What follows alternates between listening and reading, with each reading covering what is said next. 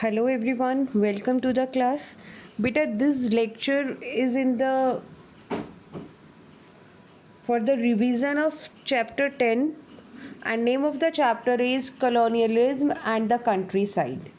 So in this chapter basically we will read about the Zamindar of Bengal, how they travel to the Rajmahal Hills, then the way the English East India Company established its Raj in the countryside, and what were the laws introduced by the state, and what were the consequences that people has to face. So all these topics we will read in this chapter, and the first topic is Bengal and the Zamindar. As you know, East India Company, it came into political power after the Battle of Plassey and Battle of Buxar, and the first area that was conquered by East India Company, that was Bengal, and Bengal was the wealthier province of that time. So at that time there was the major income was the land revenue, and now these Britishers, they just wanted to develop a new system of revenue settlement, and they introduced the system of permanent settlement. And there were some features regarding this permanent settlement, like it is very clear with its name that in that land revenue was fixed permanently. There was no scope of revision later on. And for the collection of taxes, revenue from the peasants, one zamindar was appointed, and this zamindar, he was not the landowner.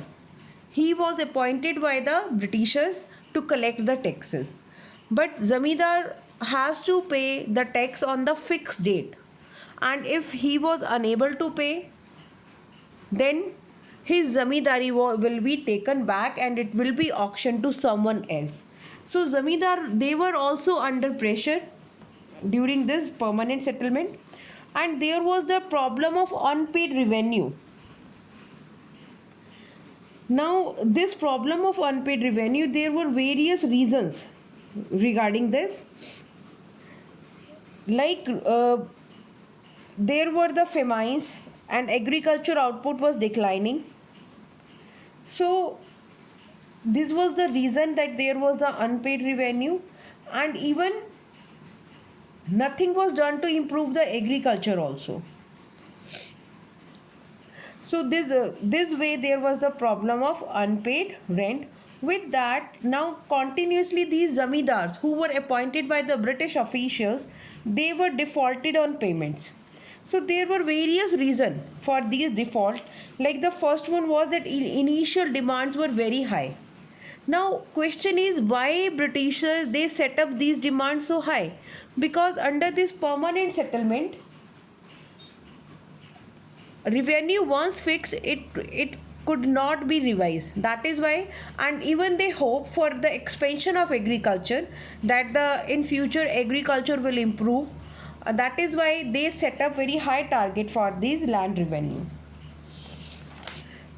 And the second was the high demand was imposed.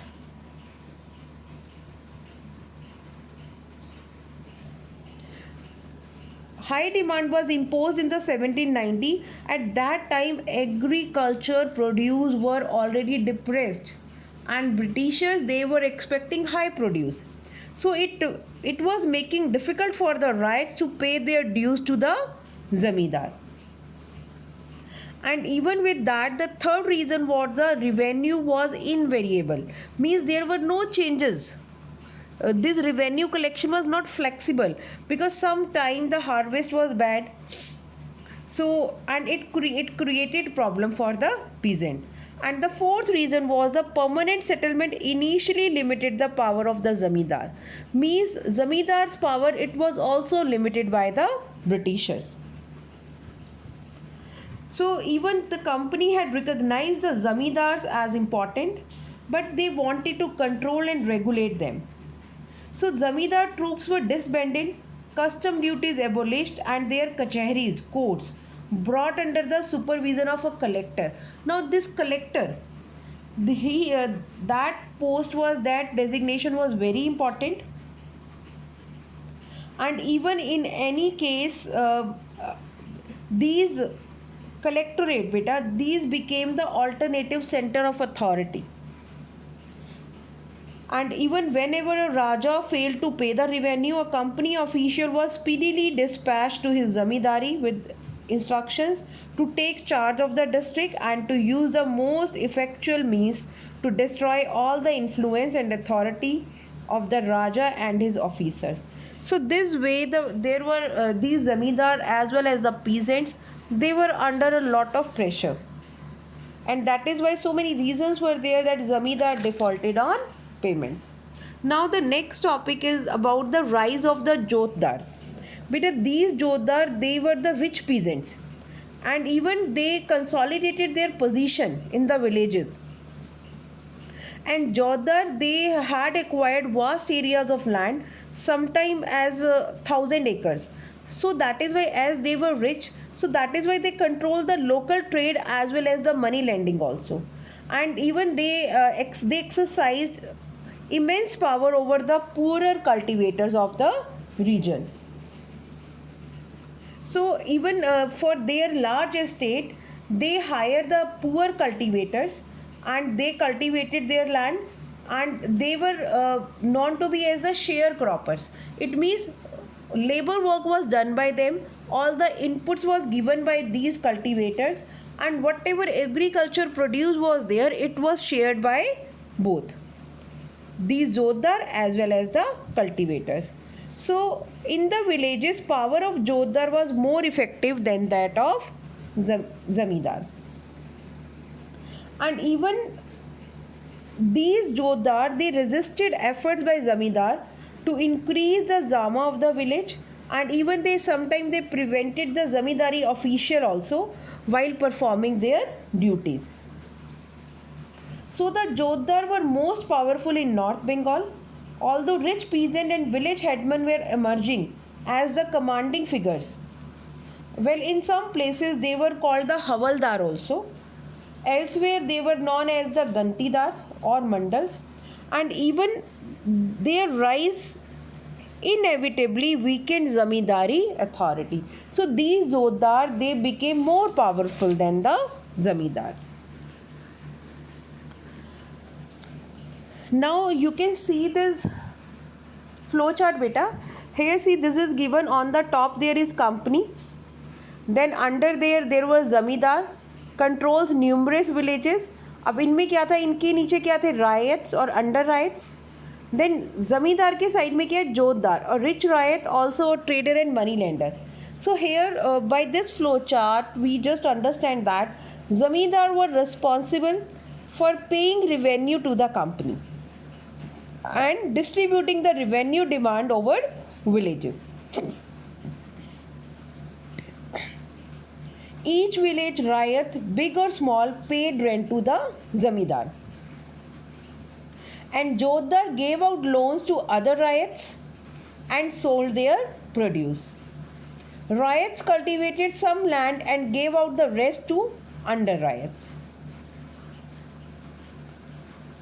So under riot paid rent to the riots. So this was the flowchart that how that system was going on. Now the next topic is about the zamindars resist. So how the zamindar resisted against the system. The authority of the zamindar in rural areas did not collapse.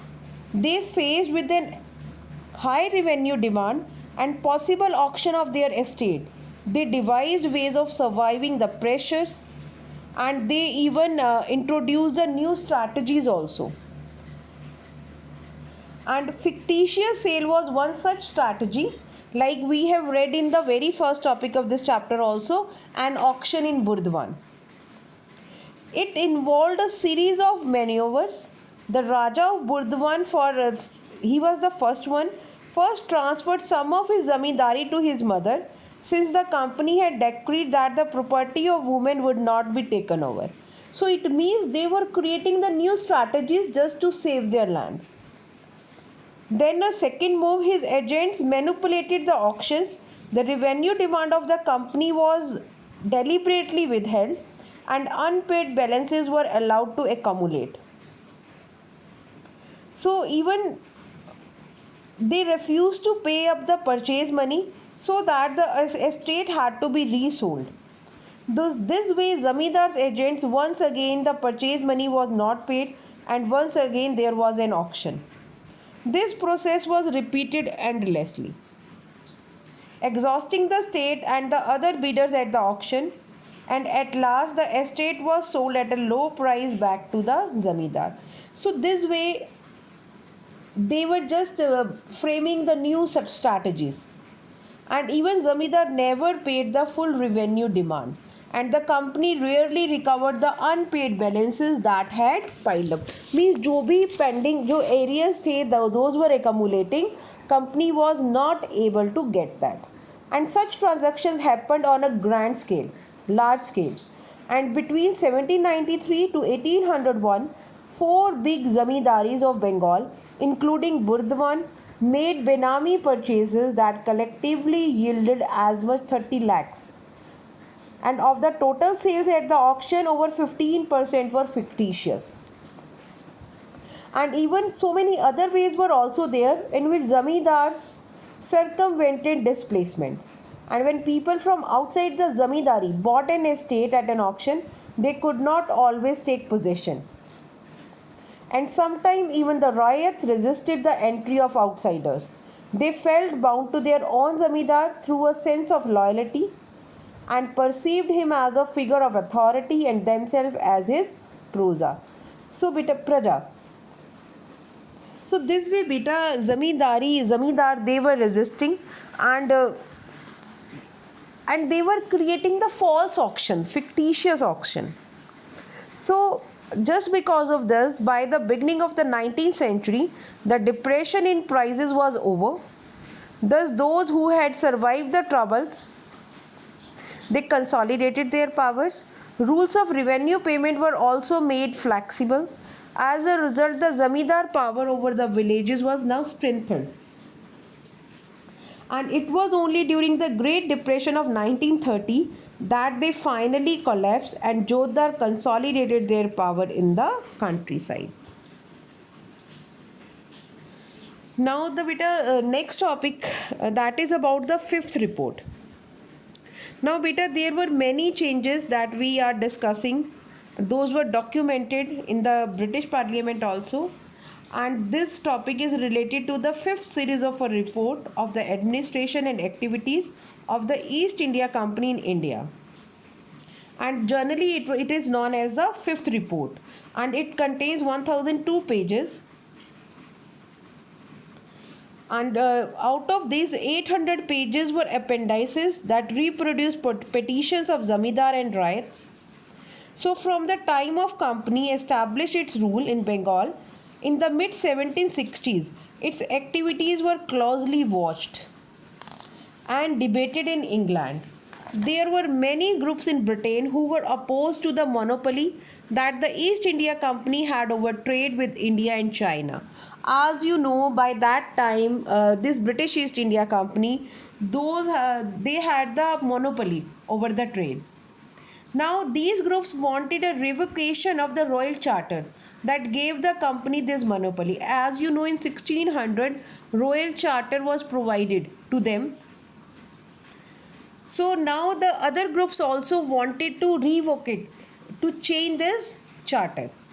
So now an increasing number of private traders wanted a share in the Indian trade, and the industrialists of Britain were keen to open up the Indian market for British manufacturers. So now with all other British companies also, they also wanted the market share in India. Many political groups argued that the conquest of Bengal was benefiting only the East India Company but not the British nation as a whole. Means उनका view क्या था कि जो British East India Company they conquered Bengal, it is just beneficial for that company, not for the Britain. So information about company misrule and maladministration was hotly debated in Britain, and incidents of the greed and corruption of company officials were widely publicized in the press. Now the British Parliament passed a series of acts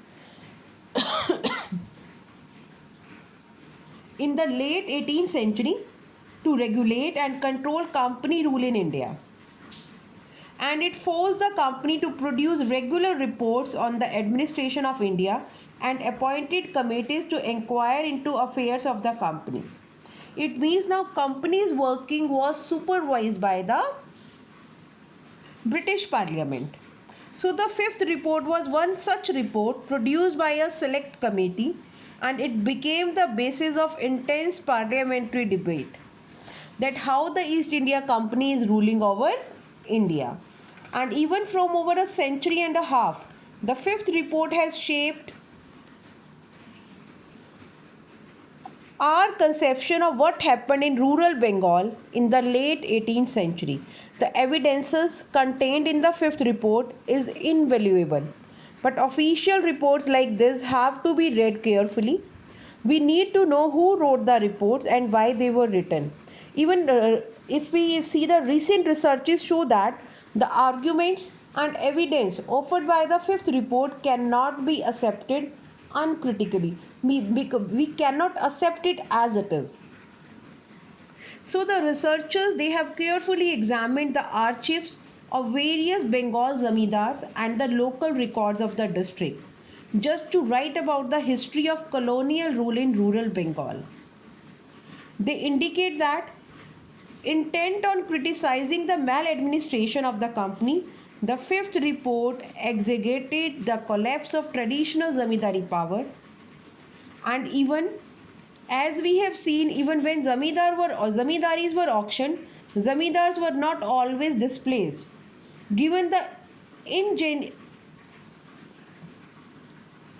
ingenious methods they used to retain their zamindari. So all these things are mentioned in this fifth report, and this source is also mentioned here.